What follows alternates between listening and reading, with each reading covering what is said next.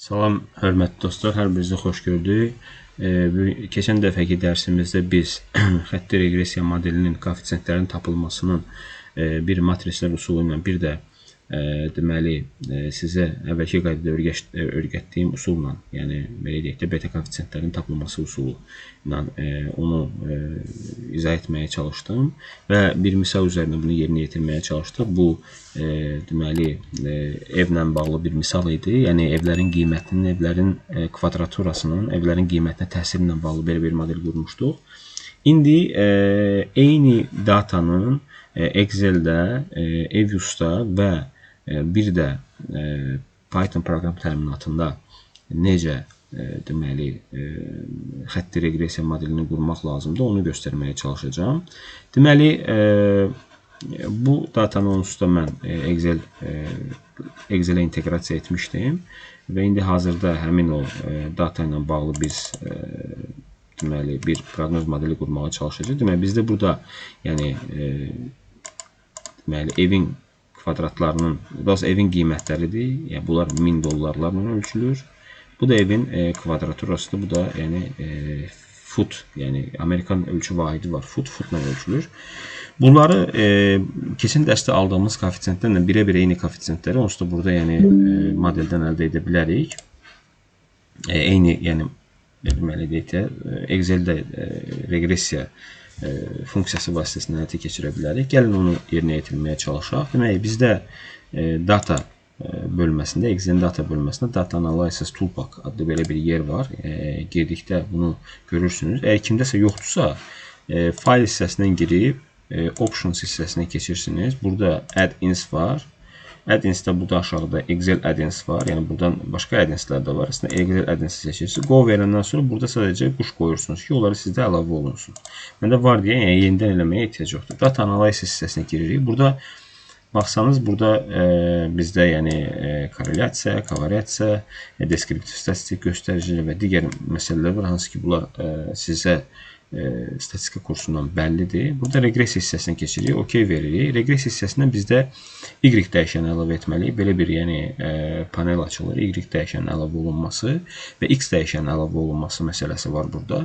Deməli, Y dəyişənin əlavə olması, bizim Y dəyişənimiz nədir? Y dəyişənimiz bizim evin qiymətləridir. Bu evin qiymətlərini burada əlavə edirəm mən bu hissəyə. Görürsünüz, başlığı da daxil olmaqla əlavə etdim. Bir də X dəyişəni var. X dəyişəni bizə evin kvadraturalarıdır. Bura qeyd ediləndən sonra evin kvadrat metrini də, kvadrat futunu da əlavə edirəm bura. Başlıqları seçdiyim üçün label hissəsini seçirəm. Əgər label seçməsəm, yalnız yəni datanın özünü seçəsi olsaydı, o özü bizə X və Y verir, yəni by default olaraq. Lakin biz label'ı seçmək istəyirik və bir də bizim etibarlı intervalı var. İstəsək etibarlı intervalını özümüz bir təyin edə bilərik. Lakin burada yəni by default olaraq yəni 95% hazır var. Biz ona dəymirik. Output range veririk və datanı istəyirik ki, yəni bu reqressiya nəticəsi bu bir bölməyə çıxsın. Biz burada yəni yeni worksheet-ə də ata bilərik. Yəni məsələn deyək ki, yeni bir worksheet burada atacaq və bu nəticəni ora çıxaracaq. Və ya ki məsələn yeni workbook, yəni yeni Excel yaradacaq. O Excel-də bu nəticəni çıxaracaq. Lakin biz istəmirik yəni yeni Excel yaratsın. Sadəcə nəticəni elə burada gözümüzün qabağında data ilə bir yerdə olsun. OK, biz nə edirik? Bura D bir sətrini seçirik, daha sonra xanasını seçirik və nəticələri bura çıxartmağa çalışırıq. Birazdan bu nöqtələr haqqında danışacağım. Residual plot nə deməkdir? Line fit plot və normal probability plot nə deməkdir? Onun haqqında danışacağım. Sadəcə ilkin olaraq yəni sadə versiyada bu necə görsənir və onu buradan sizin üçün əldə edib göstərməyə çalışacağım. OK verəndən sonra baxın həmin nəticələr ki, hansı ki biz əldə etmişdik, onlar bura çıxdılar. OK. Belə. Diqqətlə baxsaq, aldığımız o koeffisientlər yoxdur. Beta 0 və beta 1 koeffisientlərini burada biz təzyiqini yenə də alırıq. Yəni də bizim əlimizdə bunlar var. OK. Bu nəticələri artıq yenə də alırıq. Yəni bizim belə deyək də reprezentativliyi modelin yenə də yazısı olsaq, yəni formatda yəni yazısı olsaq, gəlin mən buradan keçirəm bu hissəyə. Tamam. Qırmızı ilə yazısı olsaq. OK. Demək, yəni bu biraz 2 piksel olsun, necə yazacaq? Belə yaxşı yazacaq. Bizim modelimiz necə olacaq? Y, yəni belə deyək də, evin qiymətləri, home price deyək də belə, bərabərdir nəyə? Intercept, yəni 98 tam %248 təqribən yazır. Üstə gəlsin 0-dan 1000-də 100 9, 7, 6, nəsə belə bir 7, 6, 8 vurulsun square fit. Okay? Square fit. Yəni bizim proqnoz funksiyamız budur. Yəni istənilən bu şeyi buraya yazsaq biz proqnozumuzu əldə etmiş olacağıq. Okay, belə. Bir də dediyimiz kimi, yəni eyni məsələnin baxımından ev-üstə etməyə çalışacağıq biz. Əlbəttə ki, datanı buradan inteqrasiya edə bilərik və ya ki, datanı yenidən yarada bilərik. Bu bizə yəni problem yoxdur. Məsələn, house price yazmışıqsa, in thousand, bir də square fit yazmışıq. Bunu belə əlavə edə bilərik. Bunu əlavə etmək üçün nə edirəm mən? Bu datanı yadda saxlamaya çalışıram. Yəni bu hissəni mən pozuram. Tamam, yenə də bu hissəni yaradacağıq biz. Yəni bir problem yoxdur. Sadəcə mən həmin datanı bir də yəni necə inteqrasiya etmək lazımdır verim. Deməli, bunu biz atırıq. Tak. Home prices belə bir verək, home prices verək. Demək, biz EVUS-u açırıq. Məndə hazırdakı versiya EVUS 12 versiyasıdır. 12 versiyasında bizdə bəzi indi deməli uyğun parametrlər sizə izah etməyə çalışacağım ki, burada hansı belə deyək də bizə lazım olan nöqtələr olacaq istifadə etməyimiz üçün. Demək, Excel fayl, EVUS faylı açılsın. OK.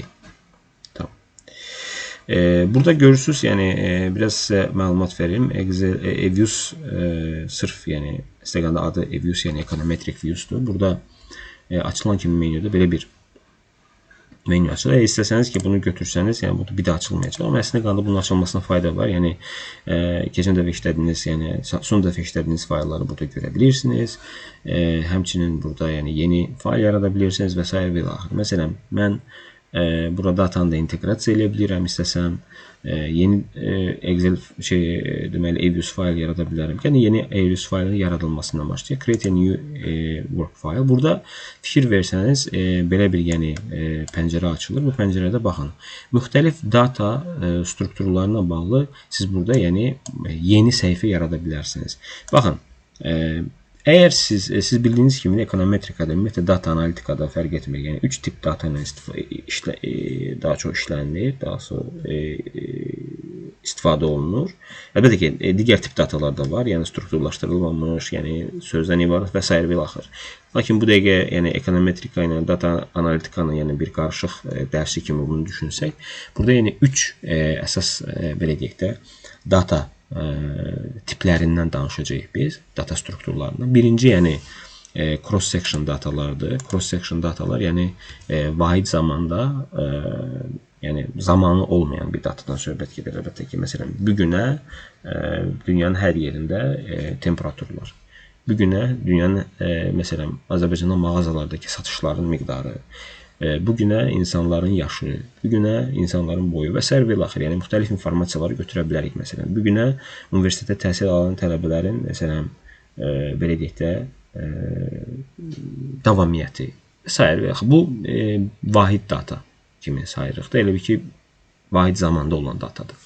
İkinci tip data bizdə dated regular, belə deyək də, time series datadır. Burada əlbəttə ki, yəni siz, əgər sizin datanız varsa, o datanın elə bir ki, belə deyək də, müxtəlif yəni strukturları var. Yəni illik, 2, çox illik, məsələn, neçə illik istəyirsiniz. Məsələn, elə datalar var ki, aralığı 5 illik, 5 illikdir. Məsələn, görürsünüz ki, məsələn, hər 5 ildən bir əmələ gələn datalar var. Hər 3 ildən bir əmələ gələn datalar var. İllik var, 6 aylıq, kvartallı, aylıq, by month belə deyək də, yəni 2 yerə bölünür, 15 günlük, yəni fortnight'i, yəni belə deyək də 4 yerə bölünmüş ay, yəni fortnight. Daha doğrusu üzr istəyirəm, by monthly yarı ay, fortnight 14 günlük, səhv etmirəmsə belədir. 10 günlük var, 3 monthly belə deyək də.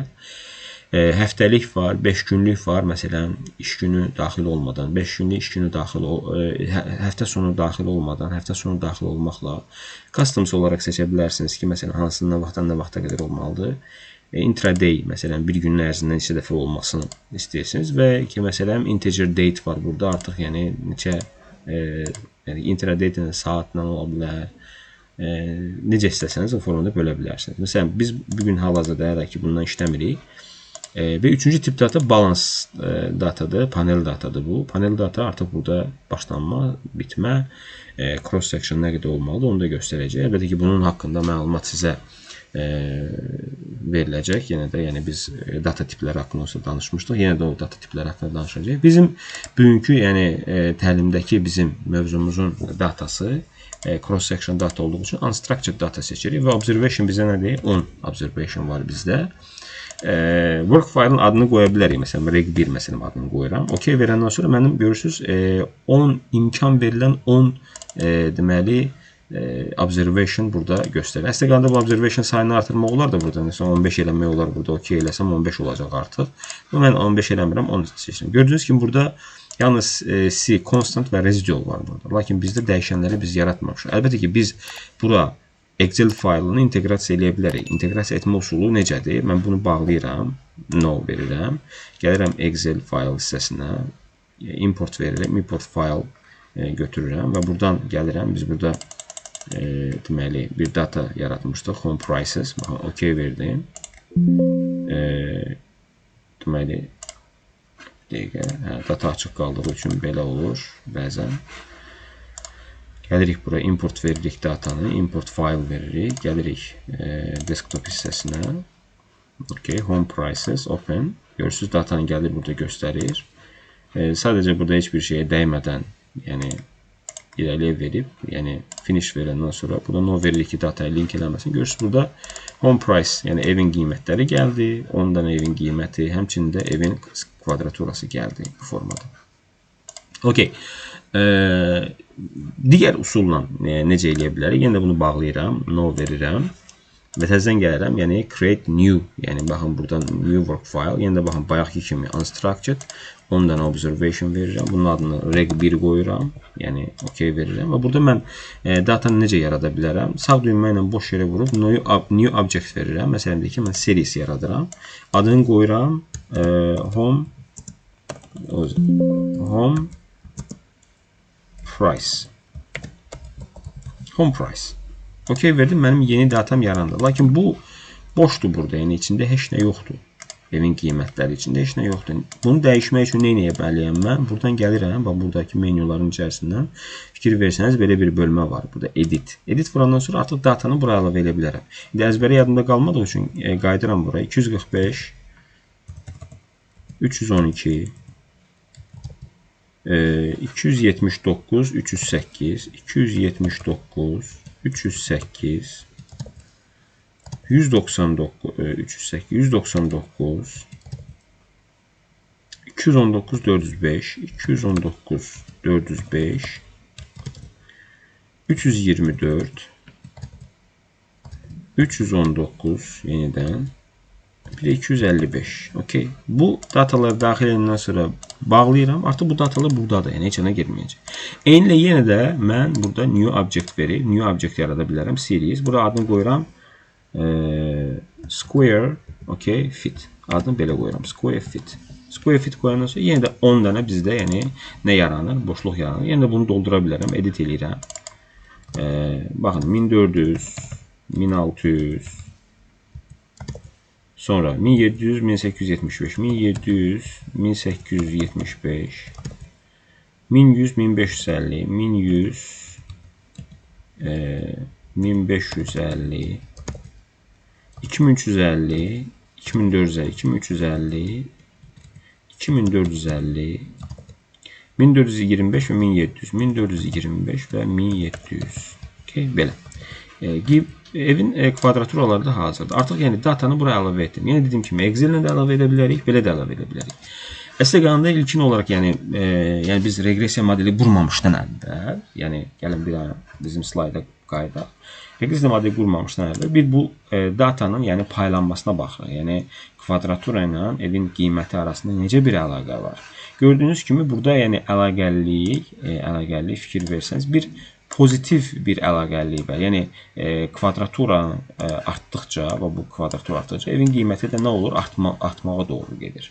Və bunu biz başa düşürük. İkinci tərəfdən də başa düşmək istədiyimiz digər məsələlərdən biri nədir?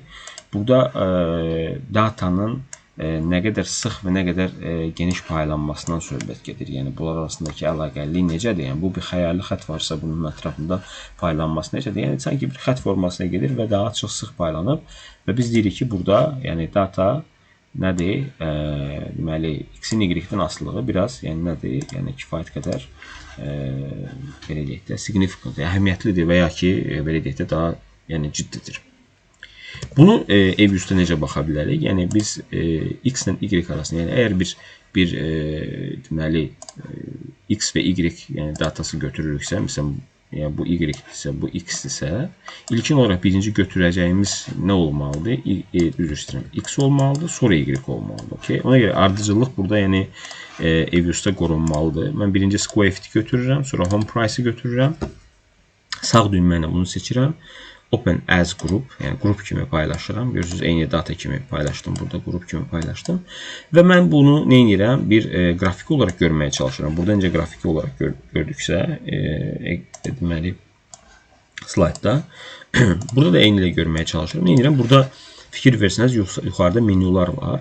Bu menyulardan biri view hissəsidir. View hissəsinə gəlirik. Biz burada bu hissəyə, qraf hissəsinə gəlirik. Qraf hissəsinə gələndən sonra, əlbəttə ki, burada yəni deskriptiv statistik göstəricilər var, common sample, yəni belə bunlara baxa bilərsiniz. Yəni riyazi gözləməsi, medianı, maksimum, minimum, standart kənarlaşması, skewness, kurtosis, Jacques-Barra testi və s. Bunlara da yəni baxa bilərsiniz. Jacques-Barra testi yəni əhəmiyyətli bir dərslərdən biridir. Növbəti dərsdə bunun haqqında biraz məlumat verəcəm. Çünki Jacques-Barra testi datanın normallığını göstərən testdir. Yəni burada skewness və kurtosis yəni bu funksiyada çox əhəmiyyətlidir, vacibdir.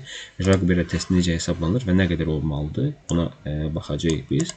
Datanın normallığı çox vacibdir burada. Gəlin yenidən qayıdaq spreadsheet verək və yenidən qayıdaq qraf verək. Qrafik nə edirik? Biz xətti qrafik yox, scatter, yəni asılılıq qrafiki veririk, dağılma qrafiki. OK verəndən sonra görürsünüz ki, bunların arasındakı asılılıq nə formadadır. Əlbəttə ki, yəni burada siz object hissəsinə girib view options hissəsindən, yəni datanın, yəni belə deyək də, daha sonra qrafiki burada yəni tənzimləyə bilərsiniz.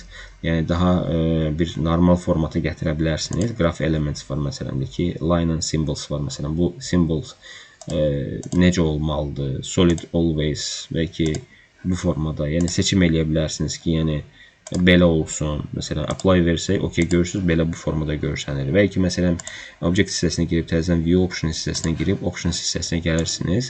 Təzədən, məsələn, mən gəlirəm buradakı graph element hissəsinə gəlirəm. Bu 1,5-dir. Tamam, mən bunun ölçüsünü biraz daha yəni qalın eləyə bilərəm də, yəni daha dəyişə bilərəm, məsələn, simvolun ölçüsünü və s. və ilaxır. Yəni, buradan da yəni, seçimlərə bağlıdır ki, siz necə seçim, necə nə qədər eləmək istəyirsiniz, yəni, nə boyda eləmək istəyirsiniz. Burada yəni, özünüz gördüyünüz kimi görsənir hər biri.